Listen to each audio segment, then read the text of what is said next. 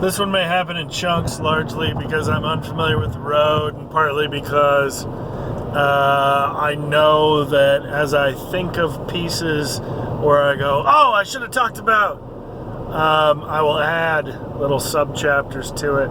So this is the next video in the role-playing game thread, narrative thread, because I know we've taken us up through White Wolf Online, and I know I talked about coming back to the Java chat in later years. There's not a whole lot more to say about White Wolf Online, but I didn't really have a role-playing group from 2000 on. There would be times that I've sat in on games, but no Chronicle has stuck. I haven't played anything as large or as epic or any multi-year games since the ones I've already talked about. So from here, instead of talking about the games or the chronicles or the systems, my focus moves to characters. Because I tend to put a lot of work into my characters. There's usually a premise behind them. These days, I'm trying to find a character that is unlike myself, which is hard to do because you create something you think is going to be different from you, and then it comes back to you as you start exploring it. Or I look for something I've never done before, or I look for something that's notoriously hard to play. And that's where my characters come from. Now, I know Alex wants me to talk about the game in the early 2010s. So I'm going to skip to that since it's like a mini chronicle in the whole thing. But I'm going to come back to a lot of the characters I've created, because just like acting, I think you fall in love with your characters, and I've had opportunities to create characters through improv and through role-playing, and even the one-shot characters I create, there's something in them that I love. And so I want to talk about, and I want to keep adding to that thread as like a catalog of characters, because I've kept a lot of them. I have some characters from when I was a kid that are still on paper in a binder somewhere, but it'd be nice to be able to talk about them and give some insight into them. Like, it was really weird to realize that my Traveler character was Ben Solo. So I didn't really have a group through 2006. Then I restarted. Then we got CIA started in 2008, and I started getting players as players started joining us. One of the things I like about role-playing games is sitting around a table, and it's essentially a group improvisation. You have a group of people who are working together to create a consistency in the world and a narrative structure together. So I think a lot of the things that I like about improv also come to bear in role-playing. So we formed a role-playing group out of the people in the CIA a little bit after 2010, somewhere around there. And the game we opted for, since I was going to be storytelling it, was Hunter. And it was, and that's a White Wolf game. And in this case, it was Hunter the Vigil, because they had redone all of the World of Darkness games and evolved them a little bit, and the evolutions were not all that successful. But Hunter still worked, and I could still run Hunter with, I mean, it's a monster hunting game. It's like Monster of the Week. It's like Chill. It's a group of people and their gifts and how they hunt the supernatural. So there was the character Isaiah created, who went nuts. it's hard to piece together the pieces of that narrative, because everybody in that group, I would lay out like 5 or 6 story seeds, and then they would have to choose what to do, which one to pursue. And so you know that when you're investigating one, there are 4 others that are going uninvestigated. And I would love for Alex to add the things that he remembers to this, or Tyler Pruitt, or Isaiah Rodriguez, who has dropped off the face of the earth. But they were on their way into a small town in Massachusetts,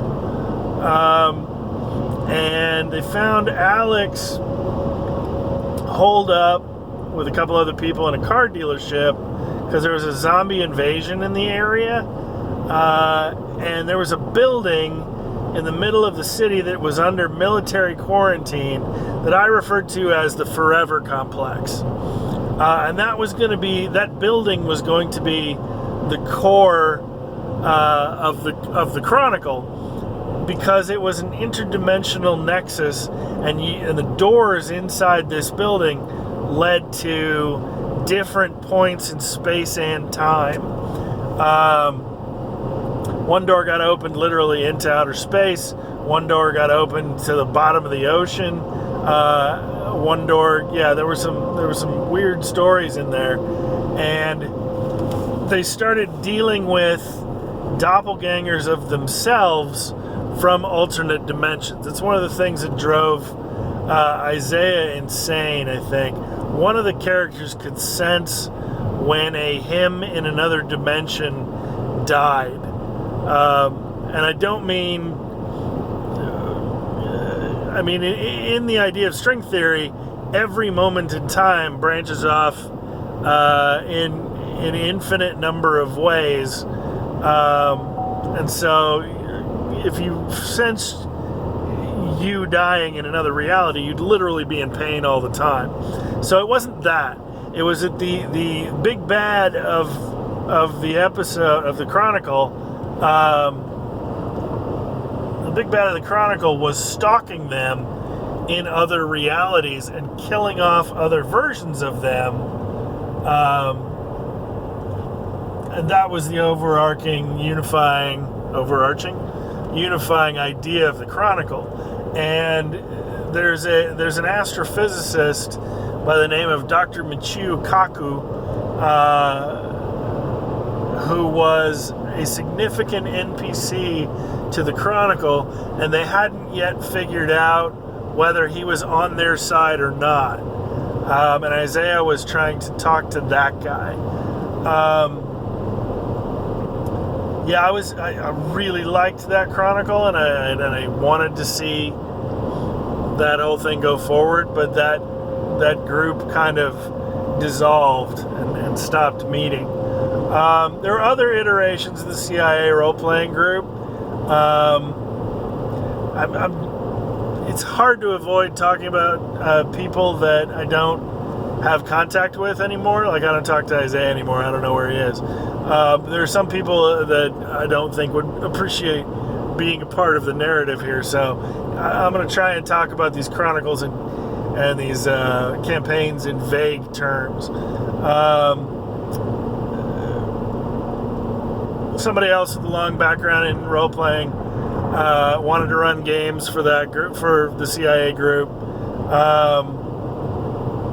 And so there was one idea where we were going to replay the X-Men's history and do sessions in GURPS, which is the generic universal role-playing system, where we would encounter critical moments, critical stories in the X-Men's history and see how things changed with a different group of characters approaching it differently.